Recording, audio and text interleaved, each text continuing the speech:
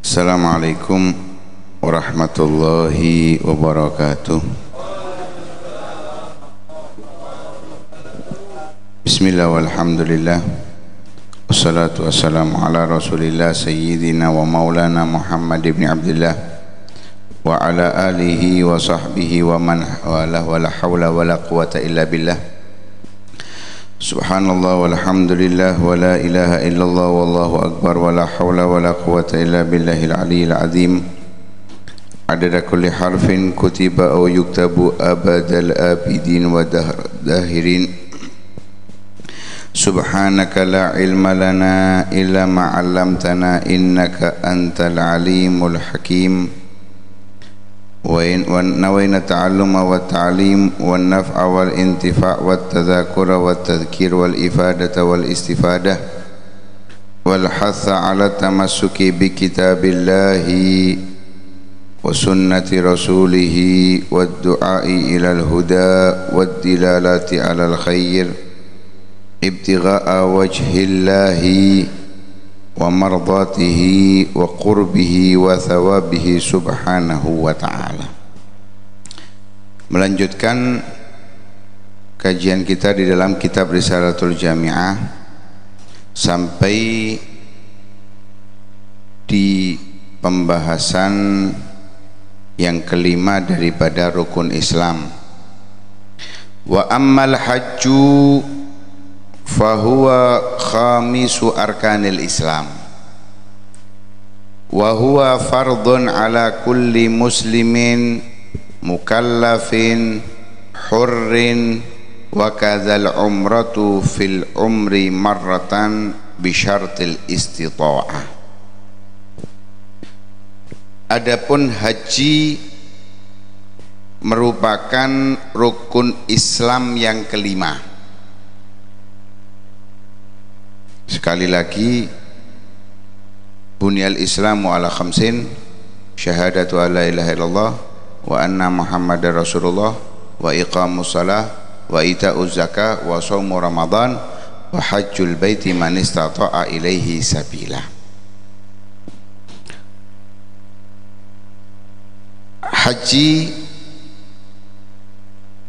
lafadznya boleh al-hajju, boleh al-hijju, sama saja mengambil dari kata-kata hajja yahijju atau hajja yahujju.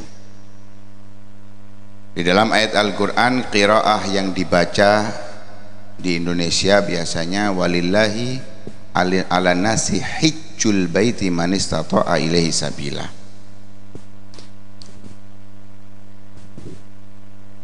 Sebetulnya haji ini adalah dari syariat terdahulu. Diriwayatkan bahwa Nabi Adam alaihissalam haji 40 kali dari India, jalan kaki. Dan malaikat Jibril mengatakan kepada Nabi Adam, innal malaikata kanu yatufuna qablaka bihadzal baiti bisab'ati alafi sanah. Sebelum kamu wahai Adam, dahulu para malaikat mengitari Ka'bah ini selama 7.000 tahun. Al-Imam Ibnu Ishaq mengatakan lam yab'athillahu nabiyan ba'da Ibrahim illa hajjah. Tidaklah diutus oleh Allah Subhanahu wa ta'ala satu nabi setelah Nabi Ibrahim kecuali mereka pasti melakukan haji. Cuman untuk caranya enggak sama. Ada riwayat yang sama dengan syariat terdahulu itu hajinya hanya tawaf, selebihnya enggak. Jadi fal maksus bina, yang khusus syariat yang dibawa oleh Nabi SAW tentang haji itu ma'adat tawaf, selain tawaf. Atau sebagian ulama mengatakan au kaunuhuma ala hadhil kaifiyah, cara yang ada sekarang ini khusus kita, dulu nggak tahu gimana, yang penting kewajiban haji itu ada. Karena itu di masa jahiliyah itu kalau sudah musim haji itu orang-orang area Makkah itu dagangannya laris-larisnya. Ada yang dagang barang, ada yang dagang puisi. Pokoknya apa yang dimiliki bisa jadi uang, jadi uang. Itu di musim haji rame-ramenya. Ya, rame-ramenya di musim haji. Lah, haji ini sebagaimana disebutkan kewajiban fil umri marroh, seumur hidup hanya sekali, wajibnya seumur hidup sekali. Selebihnya nggak akan wajib kecuali karena ada sesuatu bisa karena nazar. Sudah pernah haji, hajatul Islam sudah selesai, dia mau haji lagi, nazar, saya kalau dapat rezeki sekian M saya mau haji, saya nazar akan berangkat haji, maka hajinya menjadi wajib saat itu. Atau qadha itu dia hajinya sunnah mungkin, tapi melakukan sesuatu yang harus bagi dia untuk mengqadha'i hajinya, maka akan menjadi wajib juga. Wa kadzal umrah, begitu pula juga umrah. Umrah ini fil umri marrah, hanya seumur hidup sekali, wajibnya hanya seumur hidup sekali. Cuman untuk umrah ini menurut pendapat Al-Azhar, menurut pendapat Al-Azhar, artinya ada yang menyatakan umrah itu hukumnya sunnah, tidak wajib seperti haji seumur hidup sekali. Karena itu di dalam kitab Busyrul Karim disebutkan fa ammal umrah wa ammal umratu fa alal azhar, umrah itu wajib seumur hidup sekali menurut Al-Azhar. Lima sahha, karena ada riwayat yang sahih dari Sayyidah Aisyah radhiyallahu taala anha, Nabi sallallahu alaihi wasallam, beliau bertanya kepada Nabi sallallahu alaihi wasallam, hal 'alan nisa'i jihadun, apakah wanita itu memiliki kewajiban jihad? Katanya Nabi sallallahu alaihi wasallam, na'am, jihadun la qitala fiha, la qitala fihi, ya ada jihad tapi bukan perang. Jihadnya itu adalah al-hajju wal umrah, al-hajju wal umrah. Lah, kewajibannya bagi siapa haji ini? Yang pertama, ala kulli muslimin, bagi orang muslim. Nah, sebelumnya kefarduannya ini, kefarduan Islam itu adalah sesuatu yang harus diketahui bagi orang yang mengaku beragama Islam. Artinya orang yang mengingkari kewajiban haji, maka dia adalah kufur, keluar dari agama Islam, seperti halnya sholat 5 waktu, zakat dan yang lain sebagainya. Wajib bagi setiap muslim. Maka orang kafir asli, memang asli kafir, dia tidak wajib haji, namun nanti di hari kiamat dia akan dihukum oleh Allah karena tidak haji, selain karena kekufurannya.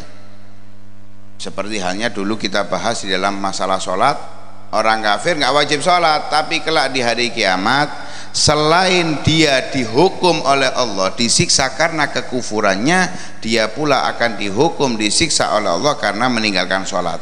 Itu berlaku sama di dalam masalah haji. Adapun murtad, dia muslim tapi keluar dari Islam, maka wajib bagi dia haji, wajib bagi dia umroh, wajib, harus. Tapi kalau dia melakukan saat masih murtad, nggak sah. Wajib tapi tidak sah. Jadi makanya di dalam hukum Islam itu biasanya beriringan syarat sah dengan syarat wajib. Bagi siapa wajib, bagi siapa sah. Lah orang yang murtad wajib haji sebagaimana sholat juga wajib, tapi tidak sah saat murtad. Artinya dia harus masuk Islam dahulu untuk menjadikan perbuatan yang diwajibkan kepadanya itu sah. Adapun kalau sudah meninggal dalam keadaan murtad, itu tidak bisa diqadha'i, haji badal biasanya nggak bisa. Kenapa? Karena dua hal. Yang pertama yaitu karena dia dalam keadaan kufur, tidak akan sah dibadali. Yang kedua, hartanya itu tidak menjadi milik siapapun kecuali kembali ke Baitul Mal menjadi fai. menjadi baik, sehingga tidak bisa diqadai. Itu bagi murtad. Yang pertama muslim. Yang kedua mukallaf. Wajib haji itu bagi yang mukallaf. Siapa mukallaf? Mukallaf itu baligh aqil, orang yang sudah baligh dengan salah satu dari 3 tandanya, dan dia berakal, bukan orang gila. Artinya anak kecil nggak wajib haji, bisa sah tergantung. Kalau anak itu sudah tamyiz, maka dia bisa melakukan sendiri dengan syarat dibarengi diizini oleh walinya dan tahu cara-caranya.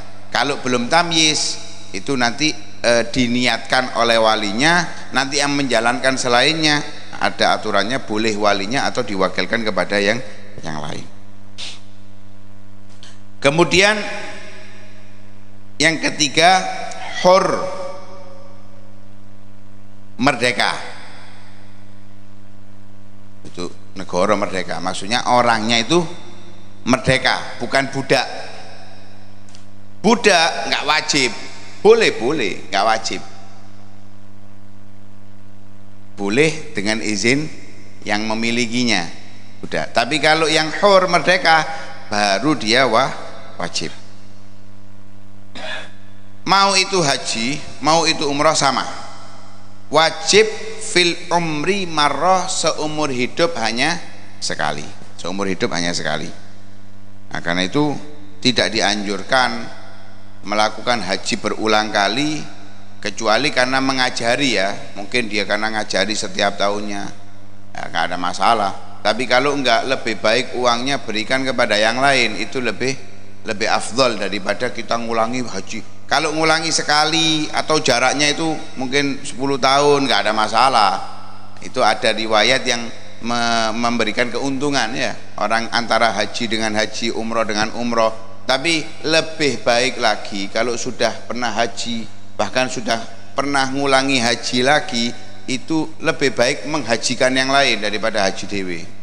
Uangnya buat menghajikan yang lain, tapi al antepu wal abotu ya, mending aku berangkat dewe. Nah, itu yang nggak paham nilai besarnya amal, nggak paham dia. Kalau tahu nilai besarnya amal, dia nggak butuh berangkat. Dia berangkatkan orang sudah dapat pahalanya. Apalagi yang diberangkatkan itu orang yang menuntut ilmu, ngerti ilmunya, orang yang soleh, tambah lebih mabrur daripada berangkat dewe ya, lebih mabrur daripada berangkat sendiri. Lah semuanya ini bisyartil istitoah, muslim, baligh, berakal, hur, merdeka, ini semuanya harus syaratnya istitoah. Karena itu dalam rukun Islam sudah dijelaskan, wa hajjul baiti man istata'a ilaihi sabila. Lah istitoah, mampu itu ada 2 versi, ada 2 kriteria. Nah, insya Allah akan kita bahas tentang hal itu di pertemuan akan datang. Tapi secara global gini, ketika tidak mampu nggak wajib. Nah, itu yang disayangkan kadang-kadang ngelihat promo-promonya. Ayo wes berangkat umroh dhisik bayar kari. Wah, enak iki rek. Mek bayar DP tok 1 juta 2 juta berangkat umroh. Mulainya nyicil. Pertama, nyicilin nang ndi? Apakah ke travelnya? Ke yang punya travel? Enggak, nyicilin nang bank. Lah nyicil bank ini kalau ada telatnya kena denda. Akhirnya budale seneng, mulene senep. Jangan terpaku dengan promo yang demikian. Itu kalau nggak mampu nggak wajib kok. Kepingin aku loh, kamu ini ibadah untuk syahwat apa ibadah untuk Allah? Kalau kepingin nabungo nyelengi, cukup berangkat, tak cukup ya wes sabar. Yang bahaya itu justru yang mampu iso berangkat duwe wajib wesan nggak berangkat, ini yang bahaya. Sehingga kalau dia sudah masuk dalam kriteria yang wajib ditunda, maka setiap pemberangkatan rombongan itu berangkat dari situ sudah dinilai dia adalah orang fasik. Nah, tentunya kalau memang ini dulu ya, kati haji kali berangkat itu duit berangkat. Nah, sekarang kan ono antrian lek haji, ono antrian lek kayak duit antri ini 30 tahun 20 tahun ya enggak dosa kalau seperti itu, enggak dosa kalau seperti itu. Yang penting sudah ada niatan untuk berangkat, enggak ada masalah, selesai ya. Lek iso haji plus yo haji plus ono ya, biandang berangkat dan gugur kewajibannya karena memiliki lebih daripada apa yang dia miliki. Lah dalam riwayat hadis juga demikian, man malakaza dan warahilatan falam yahujja mata yahudian au nasranian au kama qala Nabi sallallahu alaihi wasallam. Siapa yang punya bekal, artinya dia sudah masuk dalam kategori mampu untuk melakukan haji, begitu juga hal yang sama umroh, tapi dia nggak mau berangkat, ngeman, medit, antara dua matinya, antara mati dalam keadaan Yahudi atau mati dalam keadaan Nasrani. Naudzubillah min dzalik. Karena itu karena ini merupakan kewajiban ya, harus kita pertimbangkan ketika kita sudah punya, maka jangan nunggu yang lain. Tapi aku sik kepingin ngene, sik kepingin ngono, dorong gawe tasyakuran nih, buangan tasyakuran niku. Iki gak wajib, yang wajib itu berangkat. Jadi keuangan yang dihitung itu di dalam mampu itu nanti urusannya untuk apa namanya, bukan tasyakuran, bukan oleh-oleh, itu nggak hitungan. Gak enak panganan, gak enak itu, gak kira warak. Gak perlu kita nuruti hal-hal demikian, gak wajib. Yang wajib itu aja yang dijalankan. Nah, kalau kita tinggalkan, naudzubillah, ancamannya dari Allah Subhanahu wa taala, dari Nabi Shallallahu alaihi wasallam. Makanya itu harus kita pertimbangkan lagi. Ya, harus kita pikir matang-matang. Kalau nggak punya nggak usah maksa, kalau punya cepat-cepat dan daftar ya, dan daftar. Wallahu a'lam.